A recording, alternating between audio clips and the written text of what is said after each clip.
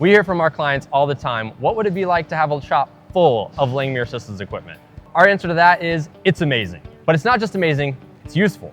We recently installed a giant overhead gantry system for our Apollo CNC fiber laser production line. And we need a custom trolley plate for our hoist right here. We've got the engineers, we've got the software, and we sure have the machines. It's a no-brainer that we're gonna knock this out easily in-house. And we're gonna show you the steps we took along the way. Let's go.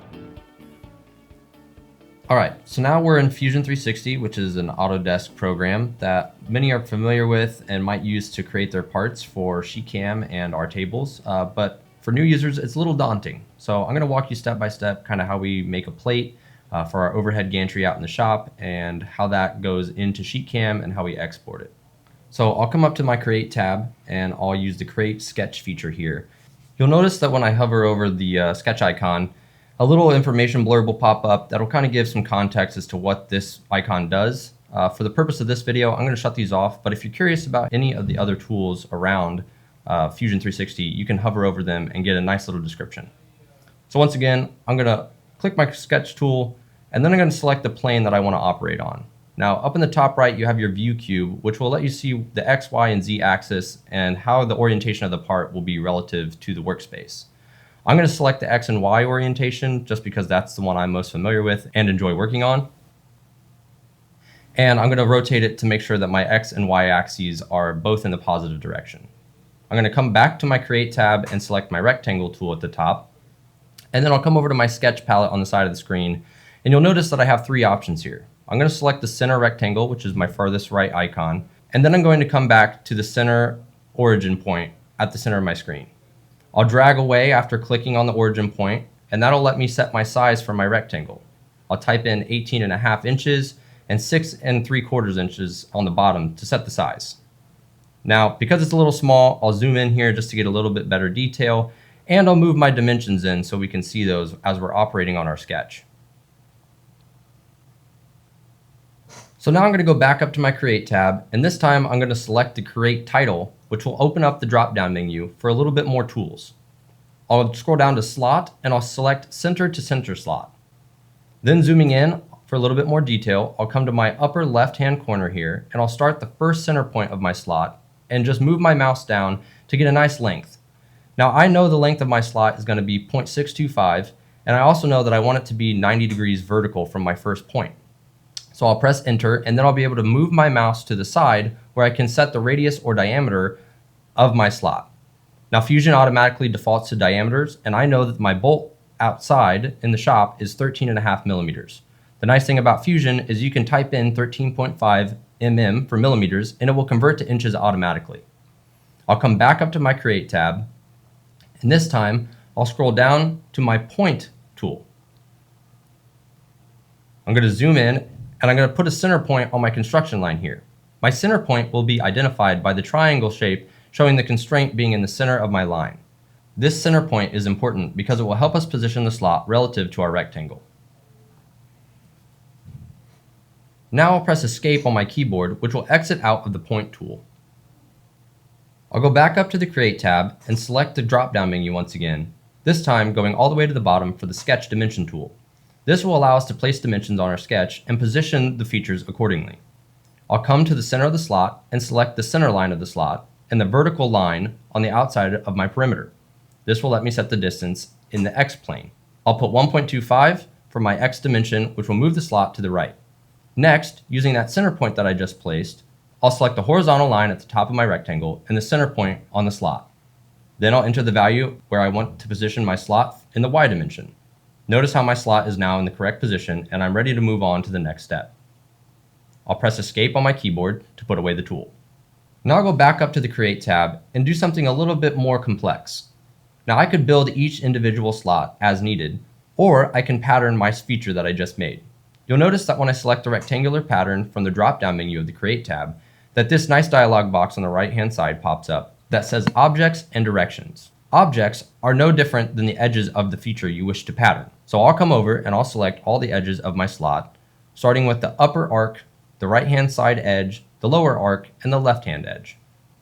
Once I have all my edges selected, I'm ready to move my pattern in the X direction. Notice how there's two arrows at the top of my slot. I'll select the horizontal arrow in the X direction and drag it out approximately 4.3 inches, which is exactly the distance I want my slots to be from each other. However, I don't want that middle slot that you can see present, so I'll go over to my dialog box and change the quantity to 2. As stated before, I like the distance that I currently have at 4.3, so I'll leave that alone for now. Before I close the dialog box, I want to do my Y direction, so I'll come and drag the other arrow in the Y axis downwards. Once again, I already know my dimensions, so I'll go ahead and enter those in the dialog box that is currently right next to the slot I'm operating with. This is the same as changing the quantity and direction or distance key in the dialog box on the right hand side. Now I entered -11.875 and a quantity of 2. As I zoom out, you'll see that my pattern now represents the dimensions that I put in. I can close the dialog box by selecting OK, and I've created 4 slots rather than doing it all individually. Now I'll go back up to the Create tab and select the Rectangle tool as we did before. I'll go back over to my sketch palette and select the center aligned rectangle. Now the nice thing about starting on an origin point in your sketch is that the y-axis is actually the midpoint of your sketch. So we'll start our sketch on the y-axis line, which Fusion will automatically snap to, and I'll drag my mouse out and I'll be able to set the distance and size of my rectangle. I'll set 2.45 for my length and 0.3 for my width. Once I'm happy with my rectangle, I'll set the position of the rectangle relative to the rest of the shape. Instead of opening up the Create tab and selecting the Sketch Dimension tool, I'll press the D key on my keyboard as a hotkey for the sketch dimension. You'll notice that when I press the D key on my keyboard, next to the cursor, the sketch dimension icon will appear. This indicates that I've selected the proper tool and I'm ready to keep going. I'll select the center point of my rectangle and the horizontal edge of my perimeter, and I'll put 5 inches. Luckily, because it's a constraint that is automatically put by Fusion when we started our rectangle, I don't have to position the rectangle in the middle of my sketch. So I only need to add the y-axis dimension. I'm going to put some additional reliefs into the corners of my tab. This will allow me to penetrate the part better with weld bead when I'm going to manufacture it. I'll come up to the Create tab and select the Center Distance tool or the Circle tool, and I'll put a circle on each corner of the rectangle. Now you can do as I'm doing here and put each dimension as 0.125, or you can use constraint tools when you're more advanced.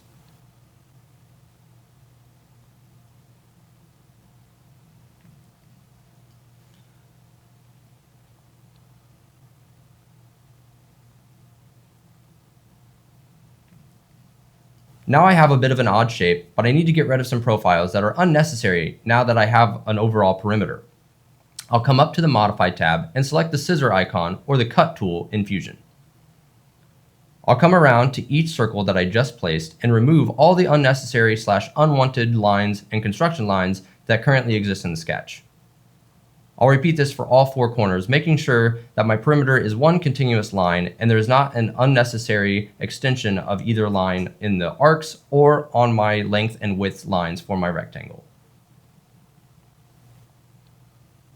Once I'm happy with all the lines that I've just removed, I can press Escape on my keyboard to exit out of the Cut tool.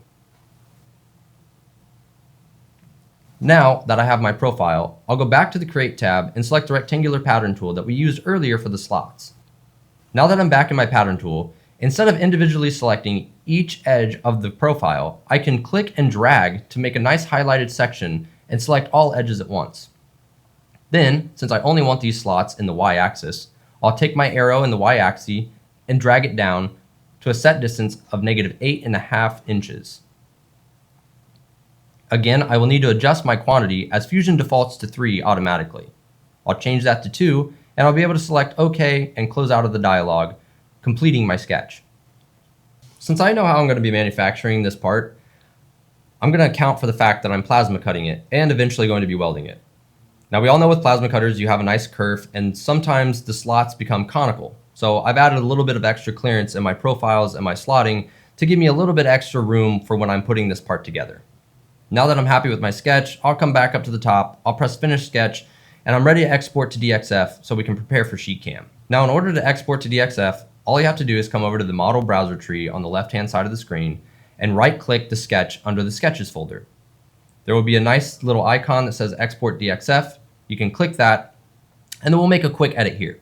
Now we know we operated in inches, so our units will stay the same, but we don't want to bring any construction geometry over to SheetCAM because that will be a potential cut path. So we'll uncheck that box, press OK.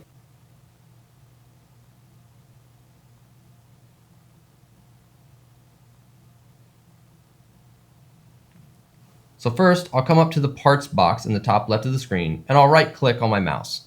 This will open up the dialog box where I can select New Part. This will open up my File Explorer where I can select what DXF I want to bring into SheetCAM. Off camera, I made a little bit more of an advanced part that I'll call the hoist clevis plate. I'll press open on my file, and then this dialog box will pop up where I can just verify that my scaling is correct, the inches are correct, that I know I operated in inches when designing the part, so I'm not going to select metric. And then I can also select what my coordinate system is, and I'll pick bottom left and just leave it at the default option. I'll press OK, and the DXF will populate into our material area. As you can see, based on our profile here, we're in the vertical orientation, which is a little hard to operate in. So I'll come back up to the top and I'll select my nesting tool, which allows me to edit the contours and their positioning. Down in the bottom right-hand side of the screen, there's some dialog boxes labeled position X, Y, and A. Translation in the X, Y, and A stands for rotation. As you can see, I'll put 90 degrees in here, and then I'll edit my X and Y positions to be 0, which puts it back in that lower left corner of my material. After I've edited my positioning, I want to focus on this hole in the middle. Now, I know a clevis pin is going to go in here later, so if there's any wrong dimensioning, or I feel like it's going to be a little tight, I want to edit that in the 2D CAD feature that's new to SheetCAM. At the top, I'll select the 2D CAD option, and that'll populate my screen with the CAD features of SheetCAM. While I was working in SheetCAM, I had Fusion still up in the background, so as this populates my screen, you'll see Fusion in the background, but we won't be working in that right now. Once the 2D CAD option spools up, you'll be prompted with a dialog box that says, what would you like to do? And you'll be able to open an existing DXF file, which we exported earlier from Fusion. Also, it's good to keep in mind that we were working in inches for our units, so we'll change over our units from millimeters to inches. We'll select OK, and then we'll be prompted with our File Explorer so we can select what DXF we want to bring into the 2D CAD system. After a moment, it will recognize all the layers of our sketch, and we'll select the VIS checkmark, which will just allow us to visualize the sketch once we bring it into SheetCAM. Now, as you can see, I have that translation issue that I fixed earlier in SheetCAM, which I'll need to address here. To move the sketch, I'll just use the pan tool at the top toolbar, and I'll be able to put this sketch kind of in the center of my screen. On the right-hand side under Actions, there's a nice button called Transform over here that'll let me modify the sketch to how I want it to be. Now, in Rotate, I'll put -90, just because I'm familiar with the sketch program, and I'll press Apply, which will put it in the correct orientation for our purposes. I can select the Zoom to Fit item on the toolbar, and it will put it in the center of my screen for a better detail view. Now, like I said, we want to edit this clevis hole. So I'm going to come over to my tools on the right-hand side, and I'm going to select the radius/diameter tool under the Dimensions toolbar. Once I select the tool, you'll notice the hint in the left side of the screen that says click a circle or an arc.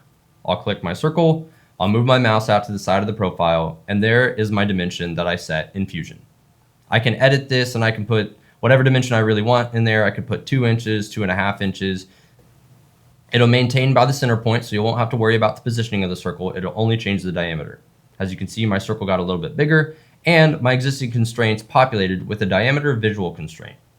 I can double click that, and I'll be able to edit whatever that dimension is.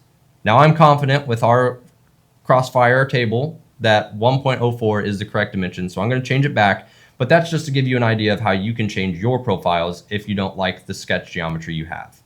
Before we move back into SheetCAM, we have to address something with layers. When we exported from Fusion, a lot of our profile didn't transfer over to one solid layer. They're on 4 separate layers, as you can see by our layers icon in the bottom right-hand side of the screen. We have default, points, and dimensions, and 0. We want all of our features to be on 0. What you'll see is if I uncheck the default icon, some of the arcs on my part disappear. If I don't fix this and I go back into SheetCAM, I won't be able to cut appropriately. So I'll right-click each one of my layers and select Move Entities to another layer, and that'll let me position it back onto the 0 layer. This dialog box will pop up. I'll select the 0 and I'll press OK. Then once I've finished, I'll go back to the 0 layer and I'll uncheck mark everything except the 0 layer to make sure all of my profile is on the right layer. Now that I'm happy and confident in my sketch, I can save it. I'll go up to Write DXF/DWG under the Sketch toolbar, where I can save over my original file and replace it in my File Explorer. Now I can exit out of the sketch. I'll click Exit Sketch on the Exit toolbar. I don't need to save it because I just did. And then I'll exit out of the project under the Project toolbar, which will boot me back into SheetCAM automatically. Now that I'm back into SheetCAM, I need to delete my original DXF because it still has all the issues that were present with my old geometry. I'll press Delete by right-clicking on the title, and then I can import a new part similar to how we did before we were in the 2D CAD. I'll press New Part, open up my File Explorer, and select Hoist Clevis Plate. I'll verify my inches, which shouldn't change, and I'll press OK to import into SheetCAM. You'll notice that it's already in the correct orientation because that's an edit we made in our 2D CAM setup. Now I'm ready to insert the part we made in Fusion earlier. I'll once again go up to the Parts tab, right-click, select New Part, and then bring in the laser hoist plate. I'll verify my inches are correct, or my units are correct, and then I'll press OK. Now automatically, it's got my parts overlapping, which we can't have when we're going to plasma cut.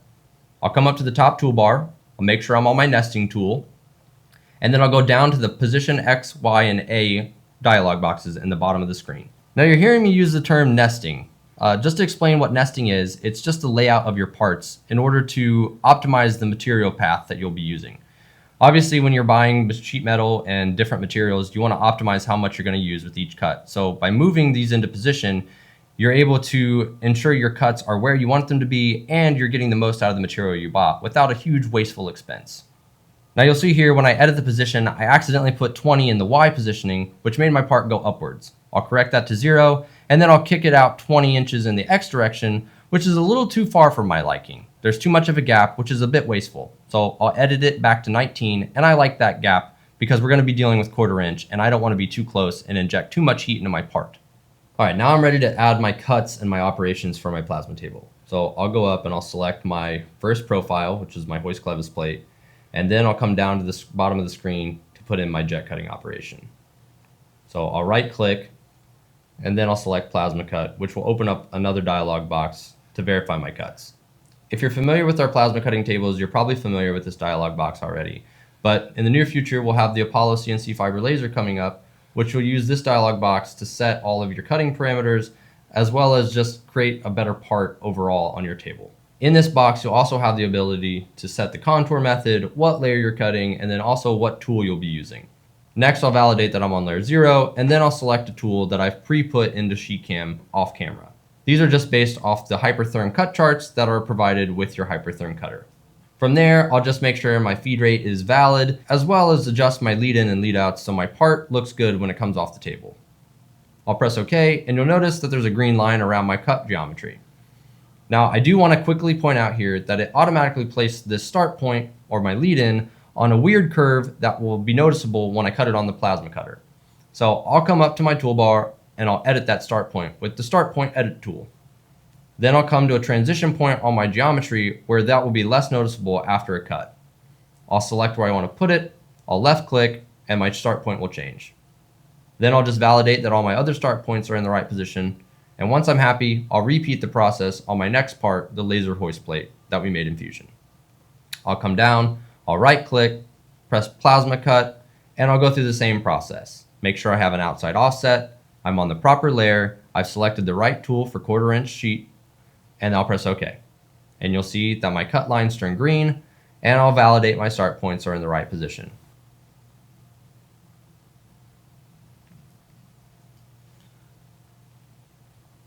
Once I'm happy, I'm ready to post-process. So I'll come up to my toolbar and I'll select the green play button icon in the top left, which is my post-processor. This will open up my File Explorer and allow me to save a .tap file, which is just what our XR or Plasma or Apollo reads into fire control or laser control to cut the part. I'll press save, and I'm done, and I'm ready to be on our plasma cutting tables.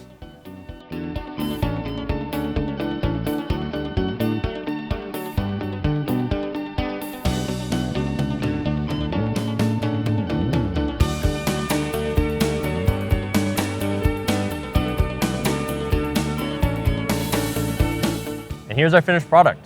It looks great and it works great. But besides from being incredibly powerful and easy to operate, our machines are affordable. meaning the dream of having a shop full of our equipment is completely attainable. And we haven't even talked about our awesome customer support yet. If there's something else you'd like to see us cover in more detail, let us know and we'll put it in our list of upcoming projects. Subscribe for more content and we'll see you there.